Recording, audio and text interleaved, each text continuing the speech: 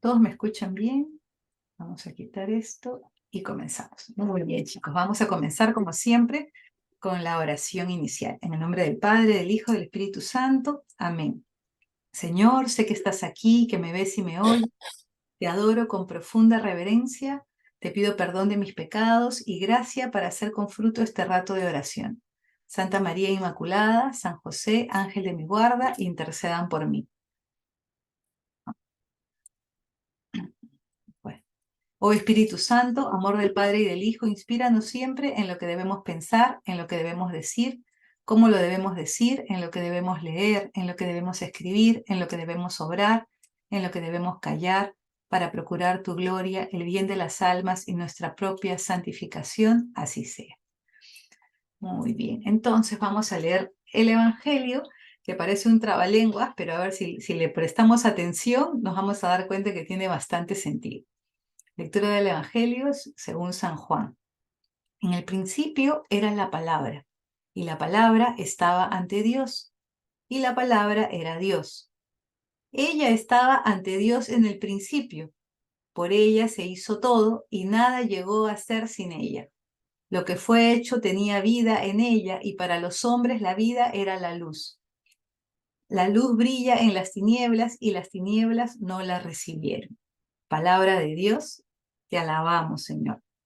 Bueno, aparentemente un trabalenguas, pero tiene muchísimo sentido, ¿no? Porque aquí Juan nos está hablando de la palabra, justamente que la palabra estaba ante Dios y la palabra era Dios, ¿no? Y esta parte es tan importante, ¿no? Porque también luego dice que es la luz y que brilla en las tinieblas, ¿no? Pero que las tinieblas no la recibieron. Entonces, aquí, este pasaje del Evangelio se refiere pues muy claramente a la palabra de Dios, ¿no? Al mensaje de Dios. Y aquí, como vamos a tratar justamente el Antiguo Testamento, en donde está la palabra de Dios, pues este pasaje de la Biblia nos abre un poquito, ¿no? Y nos pone en el camino del tema que vamos a tratar. Y vamos a ver el Antiguo Testamento. Pero primero vamos a recordar un poquito, ¿no? ¿En dónde está el Antiguo Testamento? Pues está en el libro más sagrado y más famoso de toda la historia, que es la Biblia, ¿no? ¿Y qué es la Biblia? Pues un conjunto de libros, 73 para ser más exactos. 73 libros, de los cuales 46 están en el Antiguo Testamento y 27 son los libros del Nuevo Testamento, ¿no? ¿Y cómo se formó la Biblia, no? O sea, si es la palabra de Dios que está ahí escrita, ¿quién la escribió? ¿De dónde salió el Antiguo Testamento? Pues justamente no cayó del cielo, sino que fue escrita por testigos que Dios mismo escogió. Por ejemplo, Moisés, está Josué, Samuel, Esdras, los profetas, etcétera, ¿no? Todos ellos, cada uno escribió algunos libros, como vamos a ver más adelante, ¿no? ¿Y para qué? Específicamente, recuerdan que decía el Evangelio que la palabra era vida, era luz, pues justamente para comunicarnos la vida eterna. Es como el camino, la brújula para seguir, es la luz en este camino de tinieblas, ¿no? En la Biblia encontramos el camino y la forma para ir a la vida eterna. Entonces, miren qué importante leer este libro. ¿Dónde está el camino? Ahí, y ya lo leí. Entonces, si lo he leído, qué bien, y también debo seguirlo leyendo, ¿no? Entonces, porque siempre, siempre, siempre, aunque te sepas de memoria todos los evangelios, cuando lo vuelves a leer aparece algo nuevo. A mí me parece impresionante, o sea, es increíble cómo siempre hay un mensaje que por ahí no habías captado o con el conocimiento que ahora tienes, entiendes otras cosas que antes no habías entendido. Entonces, por eso es un libro que siempre te está dando nuevos mensajes. Y lo importante es leerlo, aunque sea una partecita chiquita cada día. Y este Antiguo Testamento fue escrito durante unos 18 siglos, desde Abraham hasta Jesús. Pero ¿qué pasó antes de Abraham? Porque sabemos que Abraham no está en el primer capítulo del Génesis, ¿no? Pues antes de Abraham, la Biblia se transmitía de forma oral, de generación en generación. Y ahí empieza el problema, porque lo que uno dice primero es, oye, pero espérate, entonces esto es un teléfono malogrado, o sea, acá pueden haber escrito cualquier cosa, ¿no? Pero gracias a Dios, como a Dios nada se le escapa, no, no es un teléfono malogrado. ¿Por qué? Porque aunque uno dijera que la información oral puede ser frágil, deformable, que puede cambiar, para los hebreos no era así, por la forma de ellos de transmitir la información a través de poesías, a través de declamaciones, de una memorización estricta de las escrituras, y la tenían que pasar de forma estricta, porque Dios, como no es tonto, desde el comienzo los instruyó a ellos a transmitir de esa forma tan estricta todos los conocimientos que ellos tenían, ¿no? Y toda la historia de ellos. Y San Jerónimo, un santo católico, se dio el trabajo, ¿no? Él dominaba el latín y dominaba el griego, así que, y hablaba un poco de hebreo, se dio el trabajo de traducir la Biblia, que originalmente fue escrita en hebreo y arameo, y luego traducida al griego, él la tradujo tanto del griego como del hebreo y el arameo al latín. Y se fue a vivir incluso a Medio Oriente para poder estar con las personas y que no se le escape nada, ¿no? Y si, no, si tenía alguna duda, preguntaba, oye, ¿esto significa esto? ¿Estoy entendiendo bien? Sí, ya, chévere. Y lo escribía, ¿no? O sea, para que nosotros tengamos la certeza de que no se perdió información ni se cambió desde sus orígenes hasta nuestros días, ¿no? Hemos tenido la suerte de tener personas tan inspiradas por Dios que nos han hecho llegar exactamente lo que Dios quería que llegue a nosotros, ¿no? Y qué bonito esto que me encantó y por eso lo escribí, ¿no? No es un libro que nos habla de Dios, es un libro en el que Dios nos habla, ¿no? Qué lindo, qué lindo. ¿Y lo vamos a leer? Por supuesto que sí, ¿no? Si Dios nos está hablando ahí, imagínense, ¿no? Entonces, aquí está en negrito porque es súper importante. Lo más importante del Antiguo Testamento es ver la historia de la salvación que está ahí, ¿no? Cómo Dios va preparando a ese pueblo desde Adán y Eva y su primer pecado hasta la llegada de Jesús, que es el que definitivamente va a ser la nueva alianza con nosotros, ¿no? Como él mismo dijo, esta es el cáliz de la nueva alianza, pues es la alianza definitiva, ¿no? Ya no la del Antiguo Testamento, y ahora era una nueva alianza. Entonces, Dios no lo hace así de improvisado, sino que lo va preparando. Y vamos a ver ahora, que les voy a hacer todo el resumen, ¿no? Esto es un preámbulo nada más. Ahí vamos a ver cómo Dios va preparando ese pueblo, cómo Dios va cuidándolo como si fuese un rebañito, ¿no? Y otra cosa importante cuando uno lee la Biblia, sobre todo el Antiguo Testamento, es saber que la Biblia es inseparablemente, como está en rojo ahí, palabra de Dios y palabra de hombre. Si nosotros nos olvidamos de esto, podemos interpretar mal la Biblia, podemos entender mal y correr el riesgo de decir, es que como lo escribió en los hombres, entonces es un libro de historia más y ya, y me olvido de todo el contenido divino detrás de eso. Y si creo que solo es de Dios, me olvido y creo que solamente van a ser reglas, leyes y qué bonito y nada más. Entonces, siempre tengo que tener en cuenta estas dos características, estos dos aspectos de los escritores de la Biblia, ¿ya? Y por supuesto, nunca olvidarnos que si era un libro tan importante, por supuesto, estaba el Espíritu Santo inspirando a lo que uno tiene que escribir, a lo que cada autor tenía que plasmar en estos libros, ¿no? Y yo analizaba en la mañana y les decía, yo recuerdo mucho que para cosas muy simples, cuando uno se encomienda al Espíritu Santo, uno siente la inspiración del Espíritu Santo, ¿no? Y siendo uno pecador, pues una cualquier persona, ¿no? Simple y sencilla. Imagínense, pues, para algo que es tan trascendental como escribir la Biblia, ¿cómo no el Espíritu Santo va a estar ahí 100%, ¿no? Pendiente de que ni una coma salga de más o de menos, ¿no? Entonces, aquí rápidamente nomás, ¿no? Para tener más o menos una idea. En el Antiguo Testamento hay libros históricos, ¿no? Que nos hablan de cómo escoge Dios a su pueblo, cómo lo educa. Hay libros proféticos en donde Dios llama justamente la jalada de orejas a los reyes, sobre todo cuando se están desviando del camino, cuando están haciendo idólatras, haciendo todo lo que es en contra de la ley. Y también libros de la sabiduría. Ahí nosotros podemos encontrar muchísima riqueza, ¿no? Espiritual, muchísima riqueza y admirable. Yo no me canso de leer los libros de sabiduría porque realmente te llenas de sabiduría, o sea, aprendes mucho, ¿no? De estas personas que eran los grandes sabios del pueblo de Israel, ¿no? ¿Y qué hacen? Educan al individuo, ¿no? De forma que te hacen una persona responsable, una persona creyente responsable. Y bueno, ya empezamos más o menos a acabar con el preámbulo para entrar a la historia, ya nos falta poquito. Entonces, los primeros 5 libros, conocidísimos como el Pentateuco, son escritos atribuidos a Moisés, ¿no? Son el Génesis, el Éxodo, el Levítico, los Números y el Deuteronomio, ¿no? En el Génesis comenzamos, por supuesto, de la creación del mundo hasta la historia de José y sus hermanos. En el Éxodo está la historia de Moisés. Luego sigue el Levítico, donde está toda la ley explicada con detalle. Y aquí hago un pare, porque cuando yo leí por primera vez el Levítico, yo dije, ay, qué aburrido este libro, puras leyes, total leyes anticuadas, a mí qué me importa.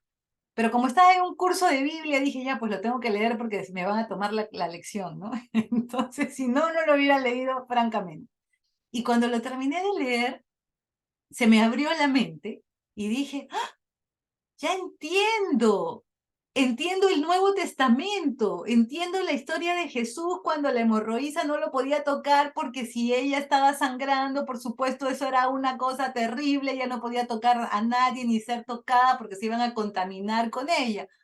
Ahora entiendo por qué los fariseos se admiraban tanto y se horrorizaban cuando Jesús tocaba a un muerto, porque eso era para ellos algo terrorífico, pecaminoso, tenía que estar purificado no sé cuántos días, etcétera, etcétera. Entonces, se me abrió la mente y empecé a entender muchas cosas que pasaban en el Nuevo Testamento, ¿no? Y entonces dije, ¡ah! Qué importante era conocer el Levítico para poder entender cosas de la época de Jesús que para ellos eran pecaminosas o eran de escándalo, etcétera, etcétera, ¿no? Luego tenemos a Números, en los cuales se repiten algunas cosas del Éxodo, algunas historias, y de formas distintas, ¿no? O sea, como que agregando cosas o detalles o quitando, etc.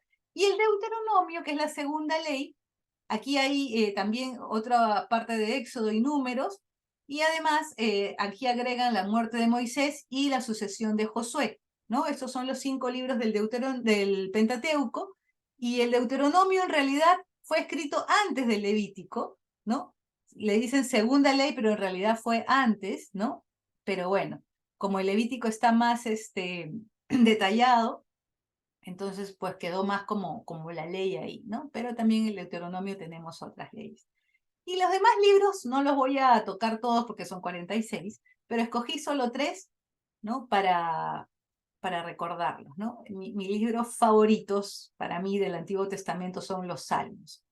¿Por qué? Porque este libro tiene todos los cantos del Templo de Jerusalén y son unas oraciones hermosísimas, poderosísimas. Si ustedes necesitan algo muy importante, lean los salmos. Hay salmos para todo, ¿no? Escritos por el rey David, se les atribuye a él la mayoría de los salmos, ¿no? Luego tenemos al Eclesiastés o Coelet, que este era un filósofo muy, muy, muy sabio. ¿Y qué hacía, no? Él empezaba a contradecir todas las supuestas teorías que tenían los griegos de decir que cómo se había formado el universo y todas sus cosas, y él les iba desarmando todas sus hipótesis y todas sus explicaciones con sabiduría y los dejaba pues no como que sin argumentos para contrarrestarlos, ¿no? Y por otro lado, los puse juntos para saber que no es lo mismo, ¿no? Sirácida o eclesiástico, yo les pongo porque son errores que yo cometía antes. Yo creía que era eclesiastés y eclesiástico era lo mismo, solo que alguien se había confundido al escribirlos, ¿no? Luego me di cuenta que no eran lo mismo. Y en Sirácida nos habla de cómo tener fe en medio de los problemas del mundo, ¿no? Hay muchas reflexiones muy bonitas ahí también que se las recomiendo cuando tengan problemas, cuando se sientan abrumados, que en el mundo eso es muy común. Pueden leer Sirácida o Eclesiástico. Y ahora sí, Vamos a comenzar con la historia de la salvación. A ver cuánto tiempo tengo. Qué bien, sí tengo tiempo. Entonces, lo primero que tenemos que notar es que Dios tenía un plan desde que creó el mundo. Y el plan era que el hombre gobierna la tierra. Pero ¿qué pasó? Nuestros queridísimos padres, Adán y Eva, dañaron el plan de Dios al cometer el primer pecado, el pecado original. Y Dios dijo, bueno, les voy a mandar un Salvador, ¿no? Tuvo piedad de nosotros y nos mandó a su Hijo. Pero al principio, ¿no? Como vemos en la pantalla, no había nada. Lo que comienza el libro del Génesis es en nada. Así que Dios creó el universo, todo lo que hay en él, y la culminación de esa creación fueron el hombre, ¿no? Adán y Eva. Pero lamentablemente todos conocemos que ellos quisieron ser como Dios, pecaron, ¿no? Y fueron arrojados del paraíso.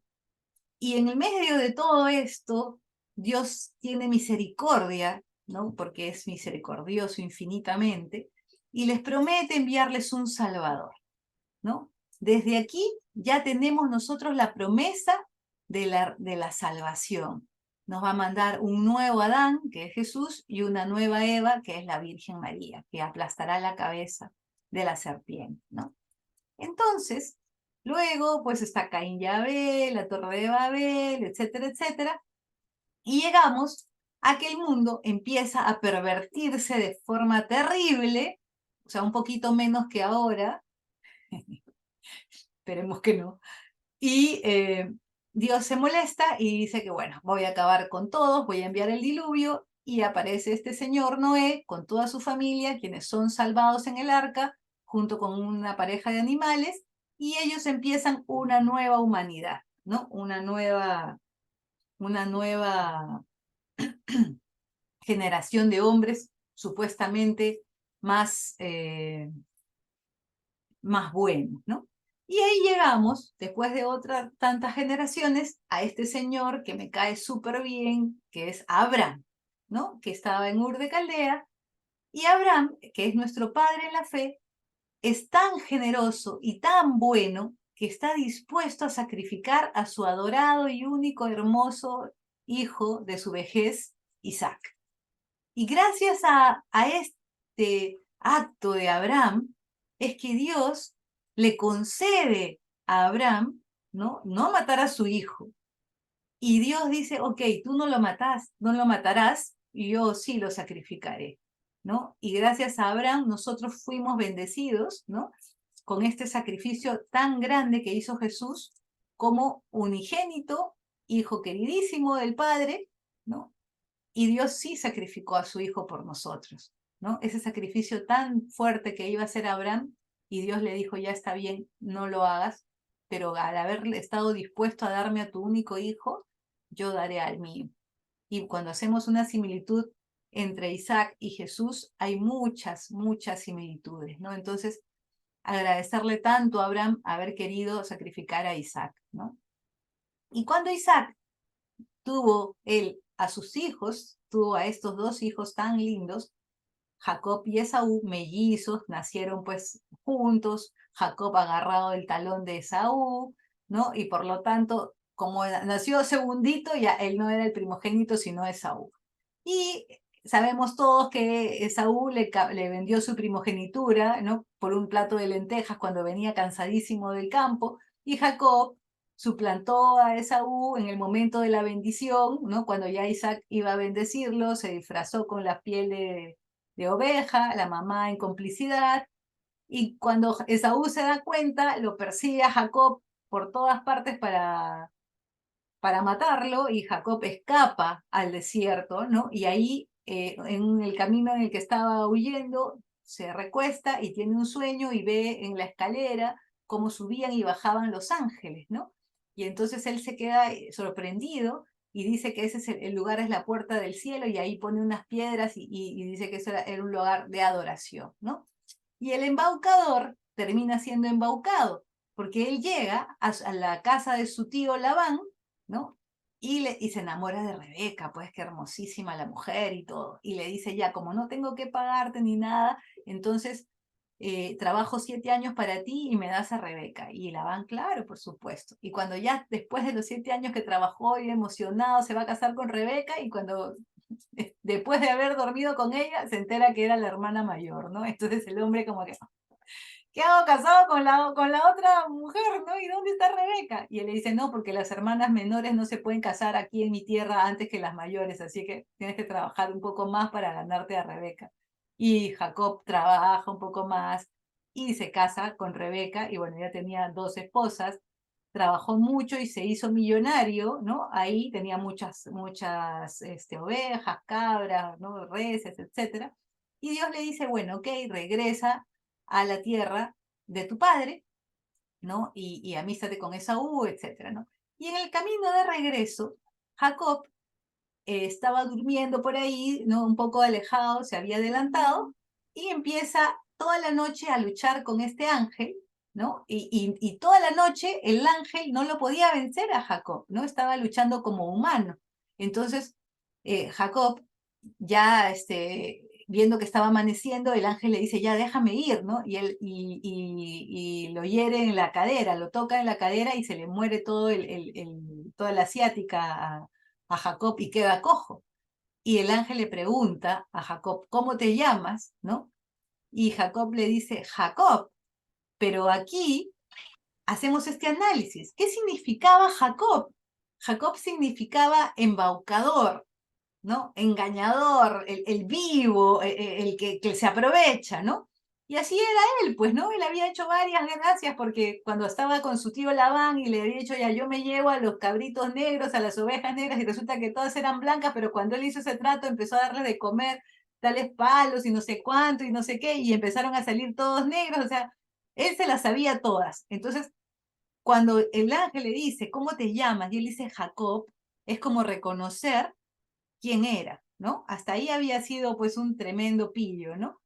Y el ángel le dice, bueno, pues desde ahora te llamarás Israel. Y le cambia el nombre, ¿no? Porque has luchado con Dios y lo has vencido, le dice, ¿no? Entonces, quería decir que desde ahora él ya no iba a ser este embaucador y aprovechador, sino al contrario, ¿no? Iba a ser un hombre de Dios.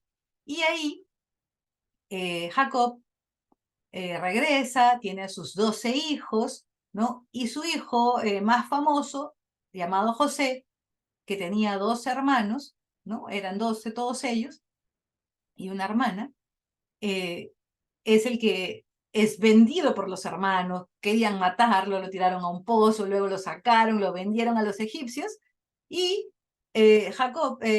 José, estando en la cárcel, es llamado por el faraón para que adivine los sueños, ¿no? Que había tenido el faraón, y ningún adivino le podía decir, y José le dice, pues, de los años de abundancia y de los años de sequía que iban a haber. Y el faraón, pues inteligente, dijo, ok, tú vas a ser el ministro y tú te encargas de recaudar y almacenar todo. Y cuando vinieron los años de sequía, por supuesto, todo el mundo corría a Egipto porque era el único sitio donde había comida. Y llegan los hermanos de José también a comprar comida, ¿no? Pobrecito José, cuenta la Biblia que él se tuvo que salir del dormitorio, del cuarto donde estaba, porque los ojos se le llenaron de lágrimas al ver a sus hermanos, ¿no? Y en vez de meterlos presos o decirles, bueno, ahora me vengo de ustedes que están en mis manos, al contrario, los perdona, ¿no? Les da todo el trigo que necesitan, les manda a traer al papá, y todos se reconcilian. ¿Se imaginan este hombre que ha sufrido tanto, ¿no? Ahora Israel, ¿no? Ver otra vez a su hijo, que era su hijo favorito y que lo creyó muerto, y verlo ahora un príncipe egipcio, y los traen a todos los israelitas a vivir aquí, a Egipto. ¿Y qué pasa? Los vuelven con el tiempo esclavos.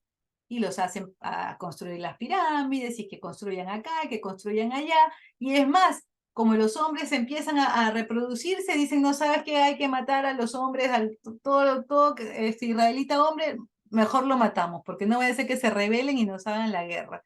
Y ahí es que surge este personaje tan importante, que es Moisés, que a la mamá, por supuesto, no le dio la gana de matarlo, y lo pone en la canastita, y por providencia de Dios, lo encuentra la hija del faraón que no podía tener hijos, lo adopta y lo cría como un príncipe, ¿no? Egipcio, pero Moisés, al ver que un egipcio estaba maltratando a un israelita, él se mete en la pelea y se le pasa la mano y mata al egipcio y por lo tanto tiene que huir al desierto, ¿no? En donde encuentra esta zarza. Y al ver que no se consumía, se acerca y Dios le habla y le dice, ¿sabes qué?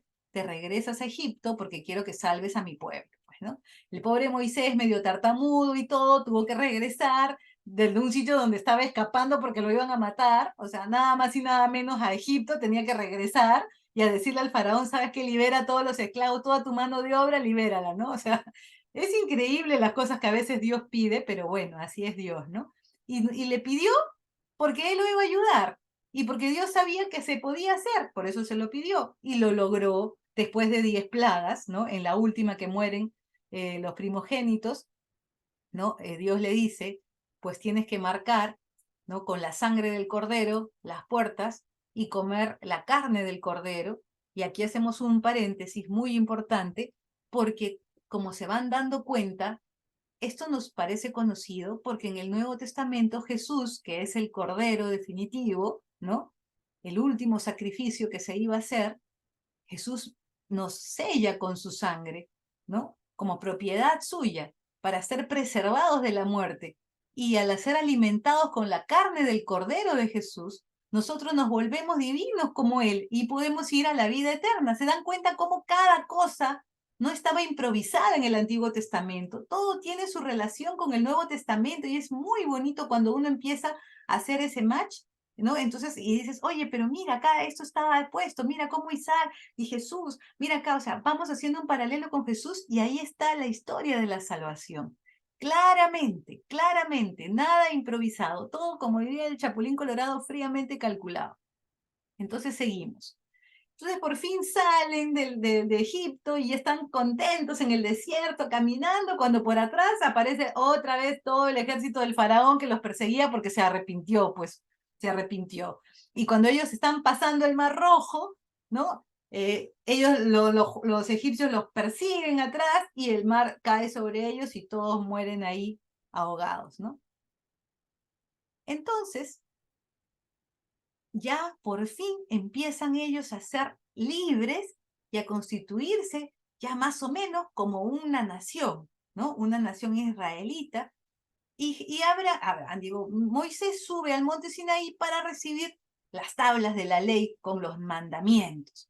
Y baja contento con sus tablas y se encuentra con que ellos, porque se había demorado 40 días, entonces ya se habían hecho otro Dios y adorando al becerro, ¿no? Por supuesto, Moisés rompió las tablas, se molestó, fue todo un problemón y tuvo que volver al monte Sinaí a traer nuevamente otras tablas de la ley para que esta gente se deje de tonterías, pero ya muchos de ellos incluso pues fueron castigados, ¿no? Y así están por el desierto 40 años, ¿no? Dios no les permitió a esa generación entrar a la tierra prometida. Por supuesto, Dios era muy estricto, dejó que todos los idólatras se mueran y recién a las generaciones que eran inocentes las dejó entrar, ¿no? Y Moisés no pudo entrar a la tierra prometida, él solamente la vio desde lejos. Cuando ya muere Moisés, el que se hace cargo y lo sucede es Josué, ¿no? Y Dios, al ver que pues esta tierra prometida estaba rodeada de murallas enormes, de gente gigante, de cosas así, que imposible que estos pobrecitos israelitas con sus, todos nómades, con sus pobres armitas, vayan a pelearle, a hacerle la guerra a ellos, les dijo, bueno, la rodean a la ciudad con sus cornetas 7 días, toquen fuerte, y el último día se van a parar alrededor y van a gritar como locos, y se derrumbaron todas las murallas y los pobres soldados que estaban encima, pues no fue necesario ni hacerles un soplido porque ya simplemente tomaron la ciudad con ayuda de Dios de esa forma, ¿no? Y se instalaron pues en la tierra prometida.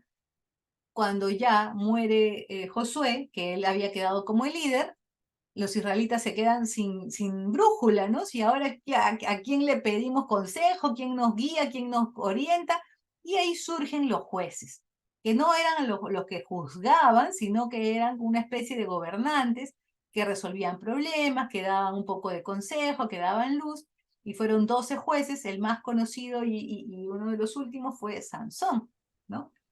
Que derrotó a los filisteos, que le sacaron los ojos y lo encadenaron, y bueno, cuando le creció nuevamente el cabello, pues se volvió fuerte de nuevo y rompió todo, se inmoló, pues rompiendo todas las columnas, y ahí acabaron los jueces. Entonces aparece el rey, primer rey, Saúl, ¿no? Que le piden los israelitas a Samuel, que era el profeta, que querían ellos también tener reyes, como todos los vecinos que tenían reyes, ellos también querían tener rey.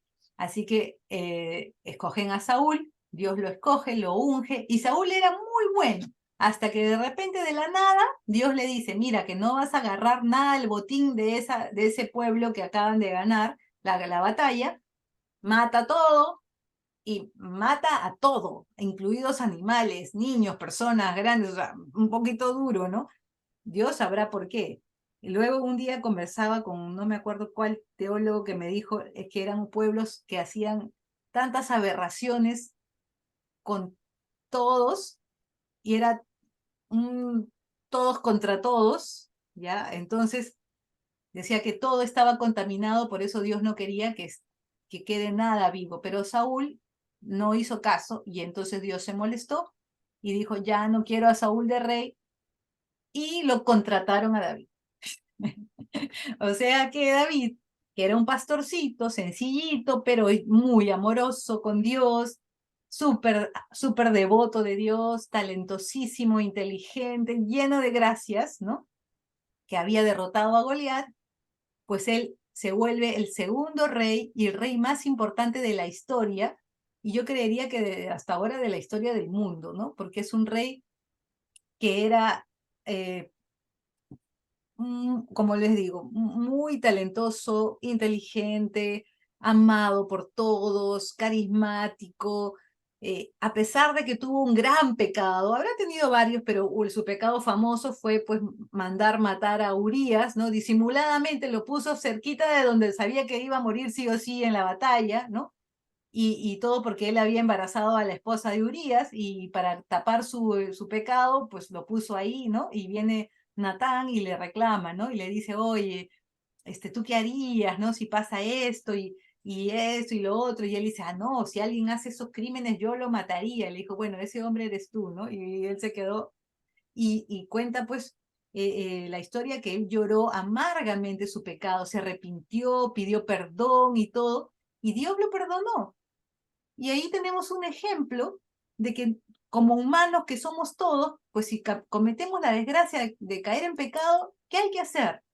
No suicidarnos como Judas, sino arrodillarnos y pedir perdón y punto, y levantarnos de nuevo y tratar de ver cómo no vuelvo a caer en eso. Pero es súper importante. Entonces, él nos hizo unos salmos de arrepentimiento hermosísimos, pero que de verdad que cuando puedan lean los salmos, recen con los salmos, son muy, muy bonitos. Y el rey David tuvo a su hijo, varios, ¿no? Pero el más conocido, el que le sucedió en el reino, fue el rey Salomón, que todos sabemos que Dios le concedió la sabiduría, porque él, en vez de pedir riquezas, pidió sabiduría. Y Dios le dio, y él estuvo reinando muchos años perfectamente, pero al final se metió con pues las mujeres, estas extranjeras que adoraban ídolos, y él les permitió todas esas cosas, un poquito medio que degeneró ahí, pero bueno. Y su hijo, ¿no? Que debía reinar, que era Roboam, tuvo conflictos, porque ahí fue justo cuando se divide el reino de Israel, después de Salomón. Y el sacerdote, que uno diría, ¿no? Jeroboam, uno diría, bueno, el sacerdote con más razón se va a preocupar por la religión, se mantenga. No. ¿Qué pasa? Muere Salomón y el sacerdote dice, ah, yo quiero ser el rey, ¿no? Y se va contra el verdadero rey, que era Roboam, ¿no? Y dice, no, yo quiero ser el rey, y me voy con todos, con 10 tribus al norte, y se llevó 10 tribus, ¿no? De las 12 que eran ¿se acuerdan los hermanos de José? Ya. Ese fue con 10 al norte y crearon el reino de Israel al norte y fueron idólatras. Lo primero que se hicieron fue su becerro, ¿no? Y Roboam, el hijo de Salomón, se fue al sur solamente con la tribu de Judá, ¿no? Y la de Benjamín, solo dos. Y recuerden este mapita, ¿no? Porque ahorita lo vamos a ver va bastante. Entonces, aquí arriba tenemos a Jeroboam, ¿no? Con el reino de Israel al norte y el reino de Judá con Roboam al sur.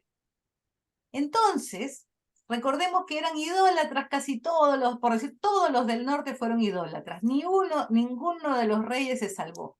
Por lo tanto, aparecieron estos señores, ¿no? Que eran conocidos como los profetas, que llamaban la atención y decían, están siendo idólatras, reaccionen, no está bien lo que están haciendo, ¿no?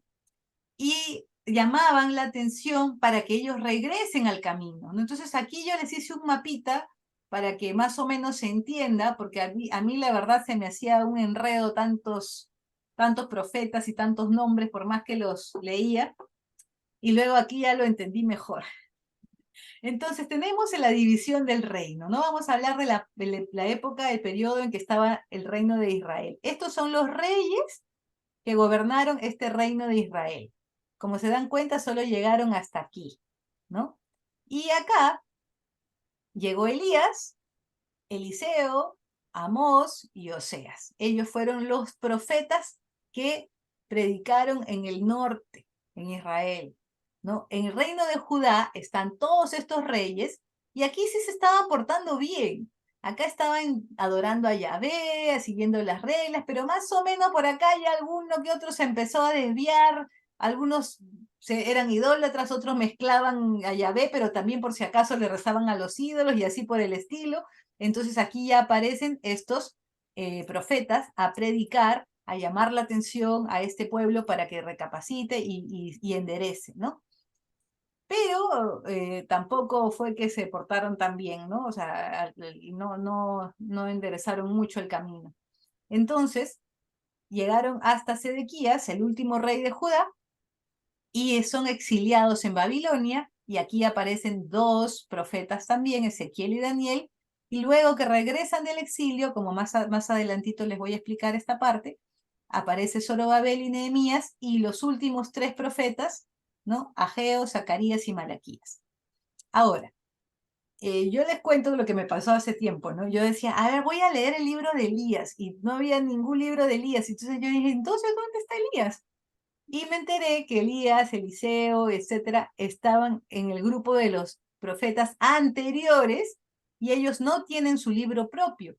Ellos están dentro de Josué hasta la segunda de Reyes, ¿no? Al segundo libro de Reyes. Y recién desde Isaías hasta Malaquías, ellos sí tienen, Amós y Oseas también, tienen sus libros propios cada uno. Entonces ustedes sí los pueden encontrar a ellos en su propio libro. Por eso se llaman profetas posteriores, ¿ya? Entonces, volvemos. Solamente les voy a hablar un poquito de estos tres, que son uno de cada periodo, ¿ya? Comenzando por Elías. Elías, me encanta Elías, porque él tiene una personalidad muy especial, por eso lo puse. Aquí les voy a contar la anécdota en la que él desafía a los profetas, a los sacerdotes del dios Baal, ¿no? Que eran el que sacrificaban a los niñitos, ¿no? Y les dice, estaban en una sequía enorme, ¿no? Y les dice, bueno, ya, ok, ustedes dicen que su Dios es verdadero, ya, vamos a hacer un reto, yo los reto. Hagan su altar, ¿ya? Y pongan su ofrenda a ver si su Dios les va a mandar lluvia. Y ellos se sacrifican, se cortan, sangran, hacen de todo y nada que ver de lluvia ni nada. Y entonces Elías pone su altar, pone su ofrenda, empieza a rezar a Dios, le echa agua incluso y cae el fuego del cielo y la ofrenda es consumida, por lo tanto el pueblo entero empezó a arrodillarse ante Dios, ante Yahvé, ¿no? Incluso el rey le dice que iban también a adorar a Yahvé, ¿no? Que les duró poquísimo, pero al menos se acabó también la sequía. y esto se solucionó, ¿no? Y Elías es una de las poquísimas personas que no se narra su muerte, sino al contrario, se narra que él fue llevado al cielo en un carro de fuego, ¿no? Y acá se ve la imagen en la que él está siendo llevado al cielo vivo y le deja su manto a su sucesor, que era Eliseo, ¿no? Luego, este profeta es mi favorito, Isaías, y es mi favorito porque Isaías nos narra como si estuviera en el siglo de Jesús, mirando toda la pasión de Cristo, con lujo de detalles, narra parte por parte, que uno lee y parece que estuviera leyendo el Evangelio, ¿no? Y son 700 años antes de Jesús, 700 años. O sea, yo no podía escribir ni siquiera algo que va a pasar mañana, menos 700 años antes, ¿no? Y tan exactamente. Entonces, cuando uno lee Isaías, te das cuenta que los planes de Dios no fueron improvisados de ninguna manera, ¿no? Ya todo estaba predeterminado. Y aquí un profeta del exilio, ¿no? Durante el exilio, que es el profeta Daniel, ahí sí tiene su propio libro también.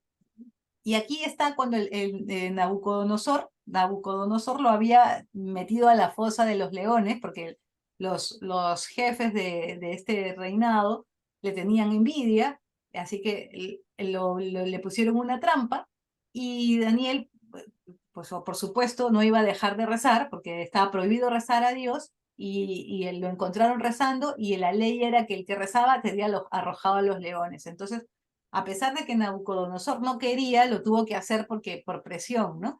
Y el otro día fue tempranito a ver cómo estaba pensando encontrar los huesos de su amigo Daniel, ¿no? Y no, Daniel estaba bien tranquilo sentado con los leones, ¿no? Entonces lo sacaron de esto, ¿no? Y también a los amigos de Daniel en otra oportunidad los metieron al horno ardiendo, ¿no? A los tres, y Nabucodonosor se asoma para verlos porque escuchaban cantando gente adentro, ¿qué están cantando? Y no ve solo a tres, sino ve cuatro. Entonces se cree que un ángel llegó a protegerlos y los sacaron sin un solo rasguño del horno, que estaba súper ardiendo, tanto así que a los que habían alimentado el fuego se habían quemado ellos, ¿no? Entonces, imagínense, ¿no? O sea, cosas así tan grandes que hacía Dios, ¿no? Y hasta ahora sigue haciendo, ¿no? Bueno, entonces ahora sí les pido a todos su atención, porque ya esto es el final y va a ser muy rápido. Recordamos que estaba el reino de Israel y el reino de Judá al sur. Y aquí arriba dice Imperio Asirio, que era grandazo y bien bonito en el norte. Pues a Siria se le ocurrió invadir todo el reino de Israel, y aquí lo vemos de verde, que se volvió el enorme imperio asirio.